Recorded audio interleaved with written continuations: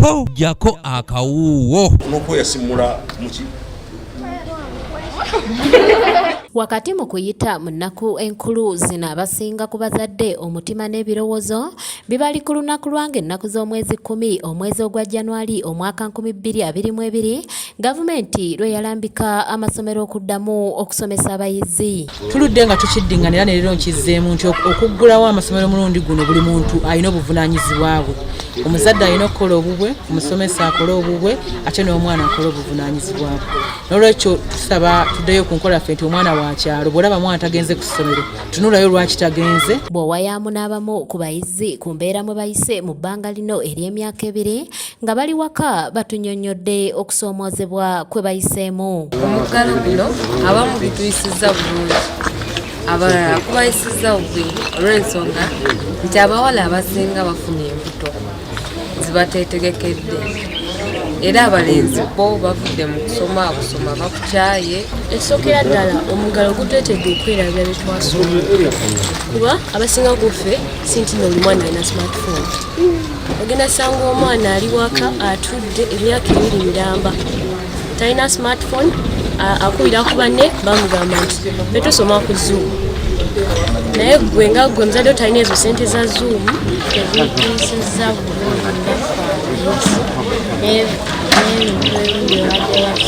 emyaka 2 gyonna gye tubadde ekikyasoma tekikyalina kyetujjukira. Mu mbeera eno ekibiina kya St. Maria Teresa enankuwadde kivuddeyo n'enteekateeka ey'okubudaabuda n'okubuulira abayizi nga tebannaddayo ku masomero. Era kino enteekateeka gye bategekeddeyo okudda ku ssomero abasinga tebagenda kuddayo olw'ensonga nti kati baafuna emirimu. Abawala bafuna ebisoomooza bingi kati nga abasajja abasinga obungi abakulu betusanga ekkubo baba batulaba batuyita kati bakulu. Sserwadda Emmanuel ssentebe w'ekibiina kino atunnyonnyodde ku kiruubirirwa eky'omusomo guno omuli okubazaamu essuubi nga tebannaddayo kusinkana ne bannaabwe. Tusalawo tujje tubudeebude abaana baffe basobole okudda mu masomero nga ddala bakyali ku mulamwa.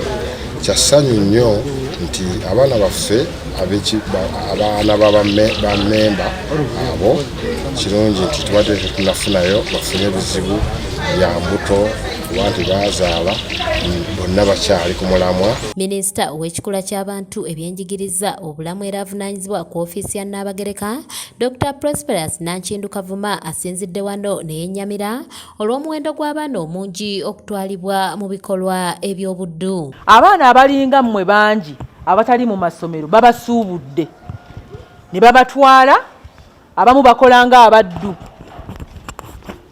Waliwo kye bayita child trafficking. Abaana balinga abaddu, abamu bakola emirimu egy'awaka, abalala bakulukulu babatutte mu mawanga ag'ebweru. Waliwo neyaffe ennaku ezo nga mumanyi bakusuubula ne wajja omuntu n'akutwala n'akutunda emitwalo 5 naye nga si muzaddewo n'akuguza omusuubuzi. Dr. Nankindu era akubiriza abazadde okufuba okuzza abaana mu masomero nga balina ebyo ebyetaagisa mu kusoma. Okusookera ddala abazadde bawa abaana ebikozesebwa. Abaana beetaaga si kusindika basindike ku ssomero naye abaana beetaaga ebitabo, beetaaga ekkalamu, beetaaga school fees ezisasuddwa. Amasomero galudde nga gakoseddwa tegagenda kusobola kutwala mwana talina ssente. Amasomero tugawe ssente tusasule ebisale by'essomero abaana basobole okusomesebwa ate tujjukire n'abasomesa beetaaga obuvujjirizi obw'enjawulo. Babayizi basabiddwa okussa mu nkola ebibasomeseddwa. Kanyike Kevinizi yakusakidde eggulire lino ku lwa ABS Television. Tujje tubudeebude abaana baffe basobole okudda mu masomero nga ddala bakyali ku mulamwa.